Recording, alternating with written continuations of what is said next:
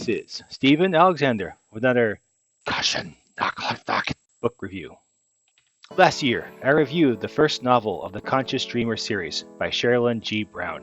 The first book was one of my favorite books of 2017, only surpassed by The Land Founding. I liked the interaction between the alien female Roxel and the hardware engineer Lauren. I wanted to see how she continued with the relationship, but with the dynamic plot and all. In the sequel, The Peril of Knowing, Roxel and Lauren adjust to and fight against their new roles in the resistance movements. Their leaders are not as helpful and see the world in ways the main characters do not like. The loss of Kyle affects Lauren, and she makes a foolish decision that gets her kidnapped. Again. Roxel and her love Ado need to work with people they don't like and don't particularly like them either, to contact the ENL and find Lauren before she finishes the chip. So, of course, she finishes the chip, and this leads to huge problems because other people want that chip as well. Which leads to our shocking and unexpected ending, though once they discussed the MacGuffin thingy, I kinda saw the whole thing coming. What did I like about the story? The writer did a great job of continuing the plot of the first book. You'd figure that this would not be praiseworthy, but it's a more common problem than you think, which comes up when a writer takes a long break between books. I consider myself somewhat guilty of this as well, so I know it when I see it. Central to the plot is the valuable, clear connection between the two main characters. In some ways, they are dependent on each other.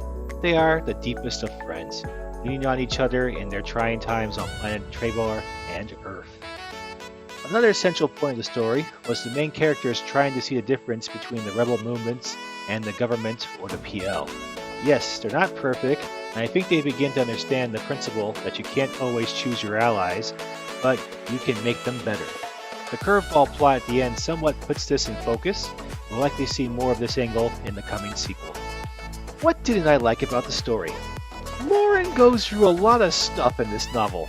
I've seen WWE hardcore wrestlers go through less abuse than her. The only thing that didn't happen to her was that she didn't get hit in the back with a steel chair. She just feels like she did for most of the novel. I know that as a writer, you want to make your character struggle to build drama and conflict for the story, but she's a hardware engineer, not a brutal street fighter. She spends more time on the DL than an Oakland pitcher. It's a good thing this book wasn't written by a guy, or we'd find Lauren stuffed into the fridge like Green Lantern's girlfriend.